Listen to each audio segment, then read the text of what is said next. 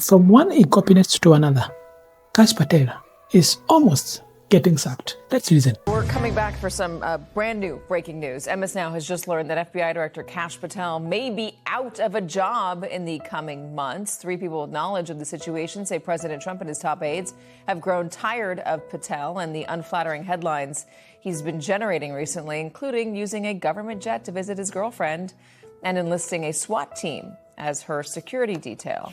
Joining us, MS Now Justice and Intelligence reporter Ken Delanian and MS Now White House reporter Laura Barone Lopez. Both of them broke this story along with Carol Leonnig. Ken, give me more. Well, Katie, I should say, first of all the qualifiers apply here. With Donald Trump and personnel decisions, you never actually know exactly what's going on. But we are being told that Kash Patel, the FBI director, is on increasingly thin ice. And the president is considering replacing him by the end of the year with Andrew Bailey, the former Attorney General of Missouri, who is acting now as co-deputy FBI director, along with Dan Bongino. And it's for all the reasons that you just said and others. The use of taxpayer resources, the flying his girlfriend around on the FBI jet, but also the premature tweets, including related to the Charlie Kirk assassination and other investigations, that terrorist attack in Michigan where Patel got out in front of the investigation and tweeted about the arrests before the rest of the government was ready for that to happen.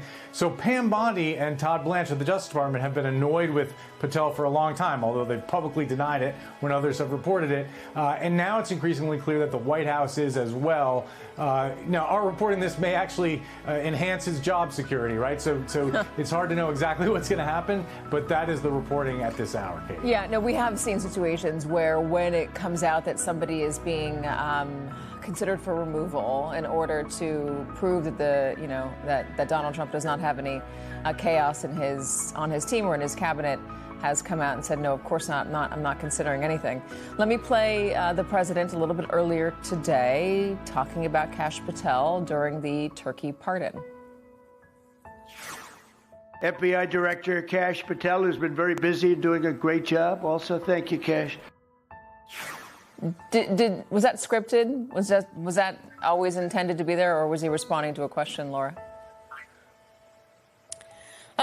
Look, I will say that right before we went out there for that Turkey pardon, I had asked the White House for comment on this story. And so because sources had been telling me, those that were talking to Carol and Ken were also telling us that essentially this ouster could be closer than ever. And part of that is because Andrew Bailey would now be able to take that role after reaching this 90-day requirement for being in that position. And so the White House had responded to me right before this event started. White House spokesperson Abigail Jackson, not denying it outright, not calling this false, but she did say that the FBI Director Patel is a critical member of the president's team and that he's working tirelessly to ensure the integrity of the FBI. That's what Abigail Jackson, the White House spokeswoman, said. And then after that, I went out there for the Turkey pardon into the Rose Garden. And I thought it was interesting that the president said,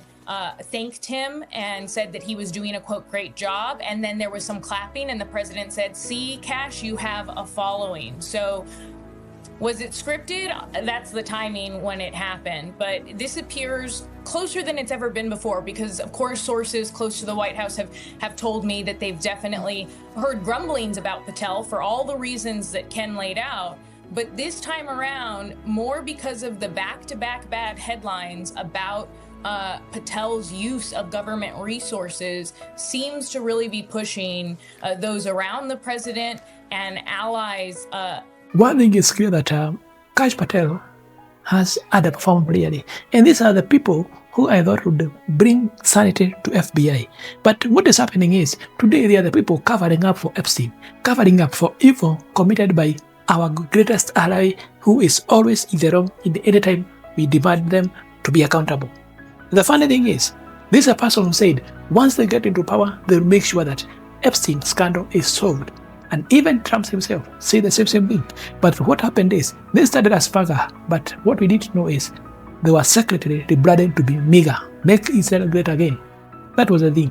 And now, Kash Patel is getting is there are rumors that he might be sacked. And I feel, and I agree with the Trump, he deserves to, because this is the FBI director who seems to be so incompetent based on how he has handled the issues of Charlie Kirk assassination and other like Epstein files. And you can tell from that you don't have even to question a lot. You can see a lot of incompetence, and this is what is happening. And I wish he gets this, because this is a person who has been defending the system, defending the riots, and now he gets axed. And when these things happen, what do you expect? Maybe from nowhere, you might get a leak of who is in the Epstein. To the edge when it comes to Patel, Katie. Yeah, what's interesting, Ken, is if we think about the first administration and when cabinet members had been ousted, a lot of them had been accused of mishandling or misusing government funds, misusing government planes, a version of corruption, and I guess this would fall into the same category. If you're talking about the SWAT team and the using the private jet, at the very least, just a misuse or an unseemly use of government property.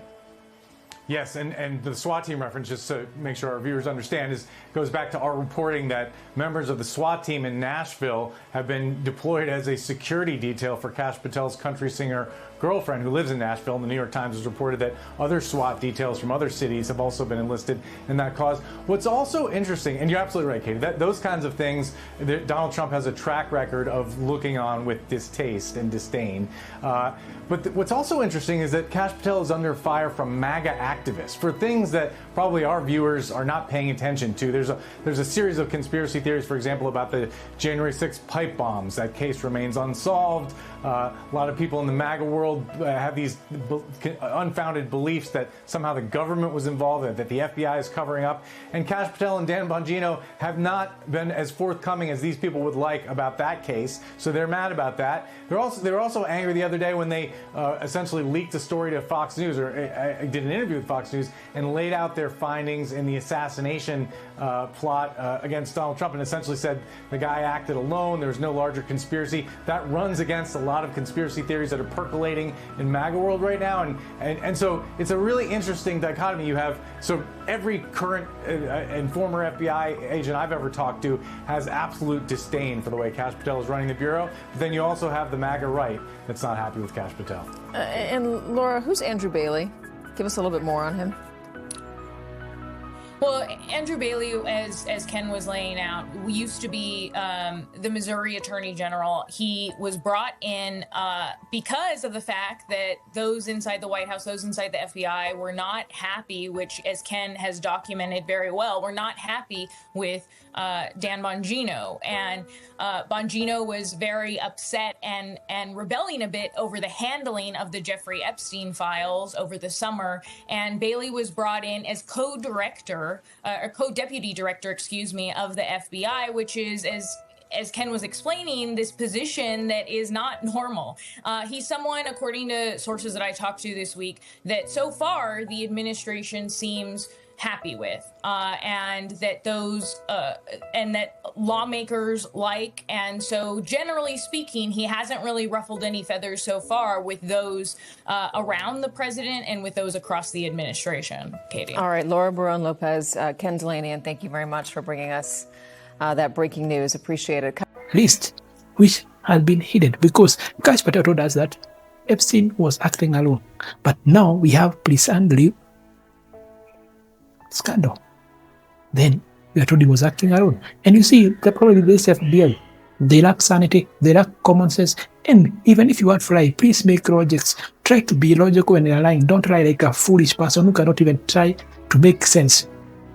The Charlie official narrative doesn't make sense. And if I was to lie, I would make a very good lie than this one. But now what happens? When you're a perpetual liar, when you're a pathological liar, when you keep lying and lying and lying to protect the government, what happens is they'll dismiss you one day when they feel like things are not working well, and they have to bring back the image of the FBI. And this is what is happening. Kash Patel is being sacrificed for the failure of FBI, and they have to do it so that the FBI look like a clean institution. But deep down, we know this is not an institution that tells the truth. It's an institution of lying and manipulation and protecting the people in government and powerful spies like Epstein. I don't have to sugarcoat this. Do you agree with this? What do you feel about the Kash Patel thing? Do you feel like being sacked would make a big difference or not? Let me know in the comment section. I'm your host, James. Let's meet in the next video.